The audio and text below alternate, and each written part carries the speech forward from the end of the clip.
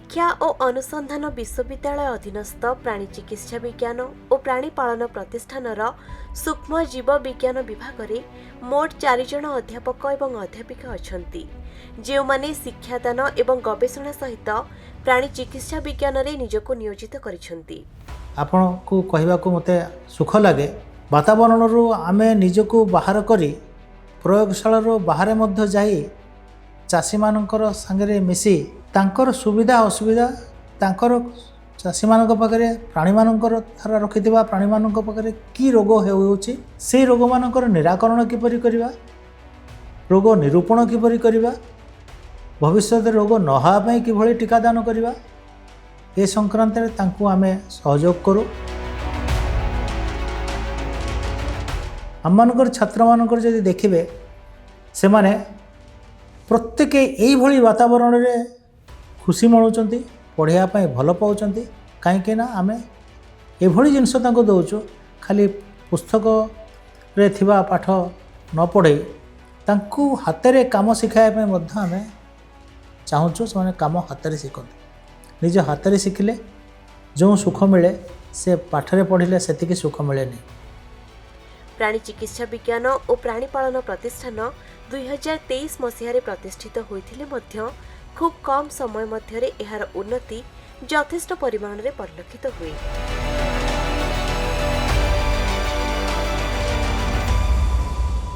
मु हूँ तापस कुमार गोस्वामी यही सोआ विश्वविद्यालय जीव विज्ञान सूक्ष्म जीव विज्ञान मो अध्यक्ष अध्यापक एवं मुझे अध्यापना कराए शिक्षकता कराए एवं एठी मध्य रिसर्च बा से संक्रांतीय कार्य आम लिप्त आम 4 जन आमर सहयोगी अच्छा अध्यापक अच्छा से उच्च शिक्षित या सहित आम एठी शिक्षादान मध्य करुचु अध्यापना करुचु एवं प्राणी चिकित्सा विज्ञान रे आम निजको नियोजित करियोछु। ये जो प्राणी चिकित्सा विज्ञान और प्राणी पालन प्रतिष्ठानटी आपण आज जहाँ देखुचंती यार अत्यंत शैशव अवस्था अच्छी 2023 रे यार प्रतिष्ठित होइछि। यही स्वल्प समय मध्य ये प्रतिष्ठान उन्नति यथेष्ट परिमाण में आपको परिलक्षित होतबो। यही वातावरण रे आमे निजको नियोजित यही करिछु। साधारणतः प्राणी विभाग रे बा प्राणी संपद रे जो रोग होउछि तार निराकरण करिवु निवारण करिवु एवं से अनुसार आमे किछि छात्र को एभली भाव प्रशिक्षण देवु जो माने कि भविष्य में यही कार्य आहरी अधिक भाव में योगदान करें। आपड़ देखुवा यही वातावरण भितर आमर जो प्रयोगशालाटी अच्छी अति सुचारू रूप भाव में आम ताकू संग्रहित करुचु संपादन करुचु सुरक्षित करुचु एवं यार परिचालन दायित्व रे समस्ते योगदान करुचंती। मत्स्य प्राणी संपद विकास विभाग प्रति आम यथेष्ट ऋणी कहीं एमान को पाखरे आम मानकर छात्र परे जाई कार्य ग्रहण करिवे योगदान करिवे आउ एई विद्या अध्ययनर मूल सिद्धांत को सेठी रूपांतरित करिवे। आमे 80 जन छात्र को शिक्षादान करुचु निजे मध्य गवेषणा रे लिप्त अछु। आम सहित जो साथी 4 जन अछंती अध्यापक से माने अत्यंत बलिष्ठ विद्वान विज्ञानी एवं सहज प्रकृतिर साथी से माने ताहा न होइतले आज आम एभली सुंदर वातावरण प्रस्तुत करि पारि नथंतु। आपण देखि परिबे हमर विज्ञानगार रे प्रत्येकटी जंत्रपाति सुनियोजित भाव में सुसज्जित भाव में कार्यरत अछि। कौन सी गोटे जंत्रपाति आमर विकल नाही प्रत्येकटी जंत्रपाति सचल एवं एकु ए सुचारू रूपे संग्रह करी चक्रांत न करी निज भितर सुंदर भाव में प्रतिष्ठित करने व्यवस्था में आमर प्रत्येक योगदान करिसेंती। सरकार तरफ आमको यथेष्ट अनुदान मध्य मिलुछि। किछि दिन भितर किछि समय भितर आमको ये मत्स्य प्राणी संपद विकास विभाग द्वारा आमको अर्थ विनियोग करा जायछि। आम पे प्राय 3 लाख टंका एमाने देइचंती आमको एमानकु प्रशिक्षण देवा पाई। विगत नवेम्बर रे 16 जन प्रशिक्षक डाक्तर को आम शिक्षादान करिचु प्रशिक्षित करिचु ଉନ୍ନତମାନର କ୍ରିୟାକଳାପ ପାଇଁ ତାଙ୍କୁ ନିୟୋଜିତ କରିଛୁ। ଏବେ ପୁନର୍ବାର ଫେବୃଆରୀ ମାସରେ ଆଉ 16 ଜଣ ଆସି ଏଇଭଳି ଭାବରେ ଆମଠାରୁ କିଛି ନୂତନ ବିଷୟରେ ଅଧ୍ୟୟନ କରିବେ, ଜ୍ଞାନ ନେବେ, ଯାହାକି ପରବର୍ତ୍ତୀ କ୍ରମେ ଚାଷୀମାନଙ୍କ କାର୍ଯ୍ୟରେ ବିନିଯୋଗ ହେବ।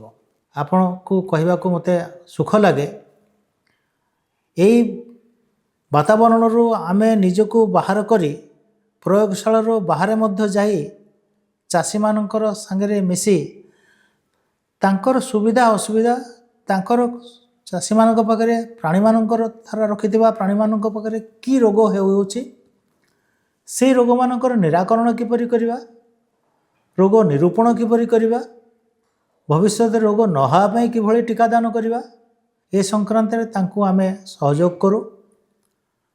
ତାଙ୍କ ସହିତ ମିଳିତ ଭାବରେ ବସି ତାଙ୍କର ଯେଉଁ ଯେଉଁ ଅସୁବିଧା ଅଛି ତାକୁ ଆମେ ଗ୍ରହଣ କରୁ, ଆମର ପ୍ରୟୋଗଶାଳାରେ ତା ଭିତରେ ଅଧ୍ୟୟନ କରୁ ଏବଂ କିଭଳି ଭାବରେ ତାକୁ ନିରାକରଣ କରାଯାଇପାରିବ ତା ମଧ୍ୟରେ ସୁଚିନ୍ତିତ ଭାବରେ ଆମେ ବିବେଚନା କରୁ।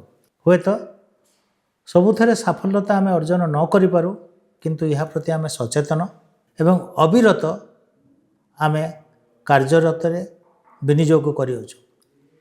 ଆମମାନଙ୍କର ଛାତ୍ରମାନଙ୍କର ଯଦି ଦେଖିବେ, ସେମାନେ ପ୍ରତ୍ୟେକ ଏଇଭଳି ବାତାବରଣରେ ଖୁସି ମଣୁଛନ୍ତି, ପଢ଼ିବା ପାଇଁ ଭଲ ପାଉଛନ୍ତି। କାହିଁକି ନା ଆମେ ଏଭଳି ଜିନିଷ ତାଙ୍କୁ ଦେଉଛୁ, ଖାଲି ପୁସ୍ତକରେ ଥିବା ପାଠ ନ ପଢ଼େଇ ତାଙ୍କୁ ହାତରେ କାମ ଶିଖାଇବା ପାଇଁ ମଧ୍ୟ ଆମେ ଚାହୁଁଛୁ। ସେମାନେ କାମ ହାତରେ ଶିଖନ୍ତୁ। ନିଜ ହାତରେ ଶିଖିଲେ ଯେଉଁ ସୁଖ ମିଳେ ସେ ପାଠରେ ପଢ଼ିଲେ ସେତିକି ସୁଖ ମିଳେନି। ଆପଣଙ୍କୁ ଏହି ବାତାବରଣ ଭିତରେ ଆମର ପ୍ରୟୋଗଶାଳାର ପ୍ରତ୍ୟେକଟି ଯନ୍ତ୍ରପାତି, ପ୍ରତ୍ୟେକଟି କାର୍ଯ୍ୟଶୈଳୀକୁ ଦେଖାଇବା ସୁଯୋଗ ଦେବି। ଆପଣ ଦେଖିବେ, ଆମମାନଙ୍କର ପ୍ରଶିକ୍ଷକମାନଙ୍କର ଶିକ୍ଷକମାନଙ୍କ ସହିତ ଆପଣ ଥରେ ଭେଟିବେ, ତାପରେ ଜାଣିପାରିବେ ଯେ ଆମେ କିଭଳି ଭାବରେ ନିୟୋଜିତ କରିଅଛୁ। ଆଗରୁ ଆପଣ ଯେତିକି ରୋଗ ଦେଖୁଥିଲେ, ବର୍ତ୍ତମାନ ପ୍ରାଣୀ ଶରୀରରେ ସେହିଭଳି ରୋଗର ପରିମାଣ କମିଯାଇଛି। ଏହି ରୋଗ ପାଇଁ ଆମେ ଏହିପାଇଁ ଚିନ୍ତିତ ଯେ କିଛି କିଛି ରୋଗ ଅଛି ପ୍ରାଣୀ ଶରୀରରୁ ମଣିଷକୁ ଏବଂ ମଣିଷରୁ ପ୍ରାଣୀ ଶରୀରକୁ ସଂକ୍ରମଣ ହେବାର ସମ୍ଭାବନା ଅଧିକ ଥାଏ। ତେଣୁ ପ୍ରାଣୀ ଶରୀର ରୋଗକୁ ରୋଗମୁକ୍ତ କଲେ ମନୁଷ୍ୟ ମଧ୍ୟ ରୋଗମୁକ୍ତ ରହିପାରିବ। ବିଶେଷ ଭାବରେ କହିବାକୁ ଗଲେ ଇଏ ଏକ ବେସରକାରୀ ପ୍ରତିଷ୍ଠାନ ହେଲେ ମଧ୍ୟ ସରକାର ଭଳିଆ ସଜଗ ଅଛୁ, ସଚେତନ ଅଛୁ, ସରକାରଙ୍କ ସହିତ ମିଳିତ ଭାବରେ କାର୍ଯ୍ୟ କରିବାକୁ ମନୋଭାବ ରଖିଛୁ। ସରକାର ଓ ବେସରକାରୀ ଭିତରେ କୌଣସି ଭାବରେ ଆମେ ନିଜକୁ ପ୍ରତିଦ୍ୱନ୍ଦିତା କରିବା ପାଇଁ ଚାହୁଁନା, ବରଂ ସରକାରକୁ ସହଯୋଗିତା କରିବା ପାଇଁ ଚାହୁଁ।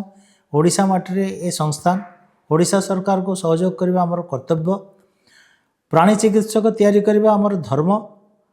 ସେ ପ୍ରାଣୀ ଚିକିତ୍ସକ କିଭଳି ଭାବରେ ପରବର୍ତ୍ତୀ କ୍ରମରେ ଓଡ଼ିଶା ସରକାର ଅଧୀନରେ କାର୍ଯ୍ୟରତ କରି ଓଡ଼ିଶାବାସୀଙ୍କୁ ଉନ୍ନତରୁ ଉନ୍ନତ ପଥ ଦେଖାଇ ପାରିବେ, ତାଙ୍କର ଆର୍ଥିକ ସମ୍ବଳକୁ ଅଧିକ କରିପାରିବେ, ସେ ଅନୁସାରେ ଆମେ ଏବେ ବି ନିୟୋଜିତ, ଆଗକୁ ବି ରହିବୁ ଏବଂ ଏହି ପରମ୍ପରା ଆମେ ଆଗକୁ ବଜାୟ ରଖିବା ପାଇଁ ଚାହୁଁଛୁ।